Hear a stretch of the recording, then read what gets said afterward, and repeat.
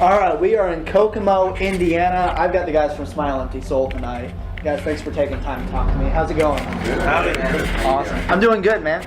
I've been looking forward to this for a while. So I used to, back when I was in college, I used to listen to you guys all the time. Checked out the new record, love it. I think it really matches up with a lot of the older material.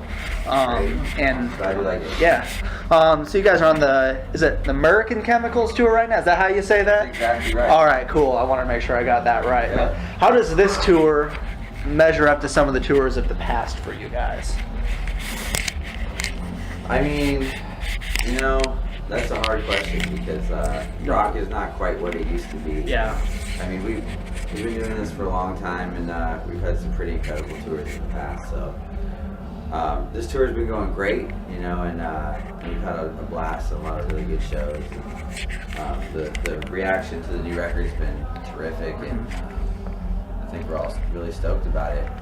But I mean, you can't compare a rock tour these days to an every night sold out tour back in like 2003 or 4 or 5. Right. Back when rock was more thriving and we were all over the radio and MTV. Yeah, the rock world really is, a lot of people say rock's dying. I don't think it's dying. I just think it's really transformed, especially the crowd. You think it's dead?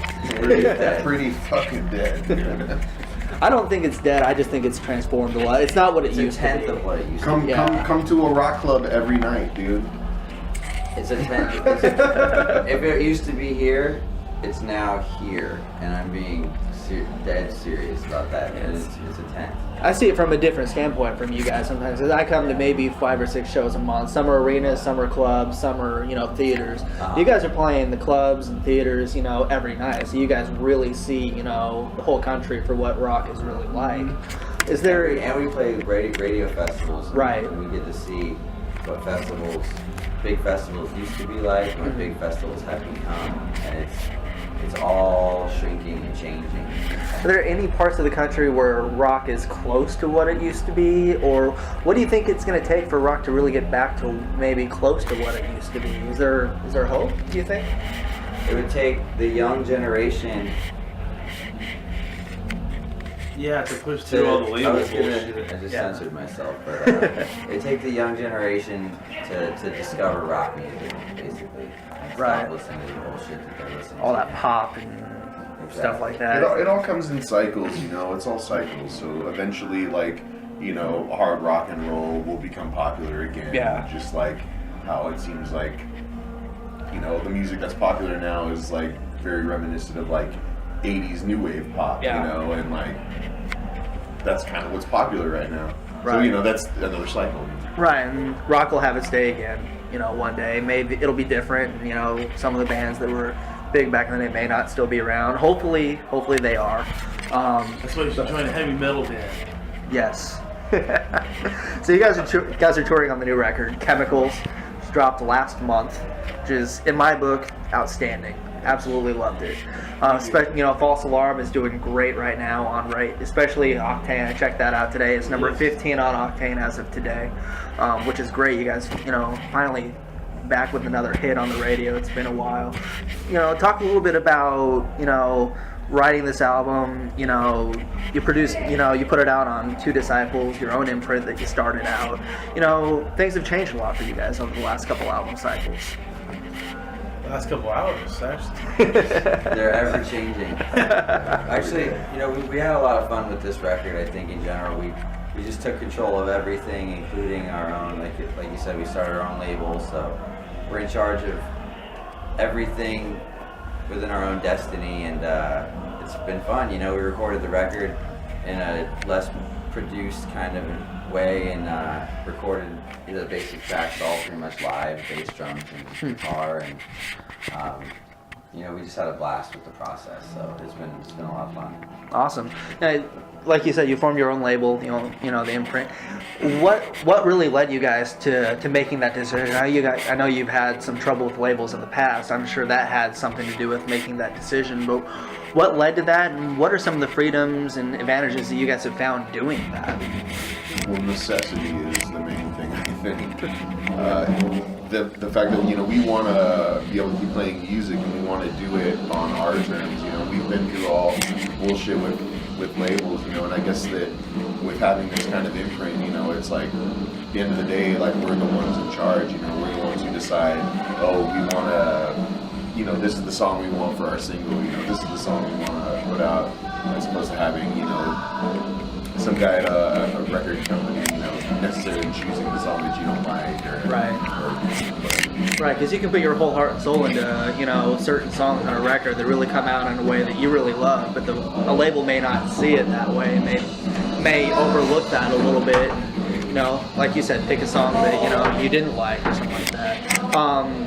So what are, you know, the lead single, False Alarm, you know, us, you know, in the grand scheme of the record, where does that fall for you guys as far as, you know, favorite song, you know, least favorite, you know, with the rest of the songs on the record? One of my favorites. And what? They're all badass. And what was? Were there any other songs that really had you know, were in the running for lead single or anything like that? Or was it like this is the there's one? a group, you know. You always narrow it down to a group, and then you just kind of, you know, it's not just us.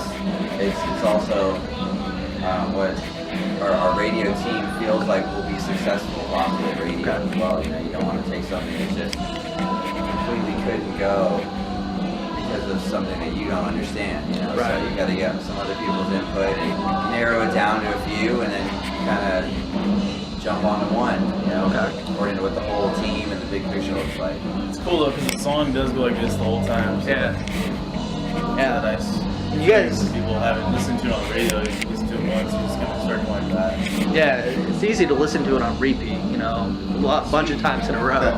So, you guys, correct me if I'm wrong, you guys also designed the album cover for this one as well. Yeah. So it looks like you guys really have your hands on everything that happens with the band right now, for the most part. I looked at the album cover for 3, so it looks like that was kind of the same thing. Did you guys design that album cover as well? No, you know, a friend of ours, Chris Hennick, designed it. Okay. He's designed several covers for us. He designed Vultures, Consciousness, Threes, and our More Anxiety album covers. And he helped us put this one together, but we actually just did the painting ourselves this time. Yeah. He did the graphic design layout, you know, taking the images and putting them into templates and moving things around. But we actually, you know, bought canvases. We were out on tour, and we went to like a Michael's craft store. We bought canvases and paints and brushes. And I wonder how many hours we spent on that. Huh? I wonder how many hours we spent on that. It took a few days, you know, just doing a couple hours at a time and let it dry and come back to it the next day. So probably like 20 hours? I'd say like 6 or no more than that, 6 or 8, 10. Nice. So what was the overall, you know, it's kind of like a record. When you go into writing a record, you have a kind of a view of what you want it to come out as, kind of. I'm sure it's the same way when you're designing an album cover. What did you want, you know, to get across in the visual of the album cover when you sat down to design that? See, that's the beauty of it, is that we didn't have an image in mind. We didn't have a plan per se.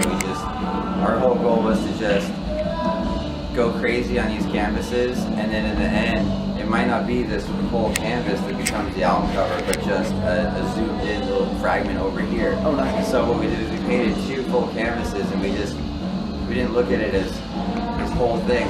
We broke it down and looked at separate little areas of it, and found an area that actually looked like a chemical factory. Nice. And obviously we're calling our record Chemicals, so it kind of came together on its own, you know. Nice. It was really just to be spontaneous though.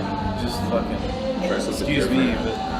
Right, okay. So, since you did so much, you know, painting and stuff to, you know, get something down, do you have anything laying around that you might use on maybe a future album cover or anything like that? Or maybe just put out paintings or something like that for fans to see or anything like that in the future?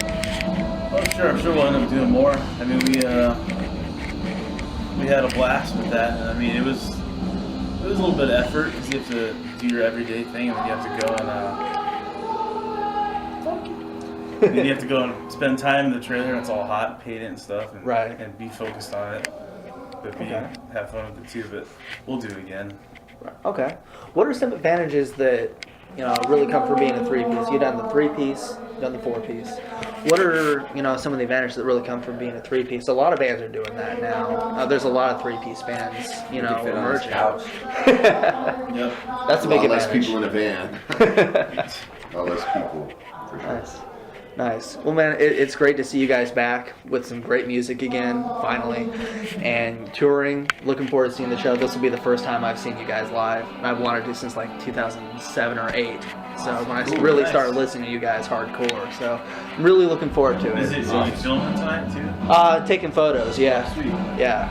So, Sounds good, man. Hope you enjoy yeah. it. I hope so, man. I'm sure I will. Thanks, guys, for taking the time to talk to me. Of course. Have a Thank you, great man. show. Thanks for having us. Thanks, guys. Smile Empty Soul.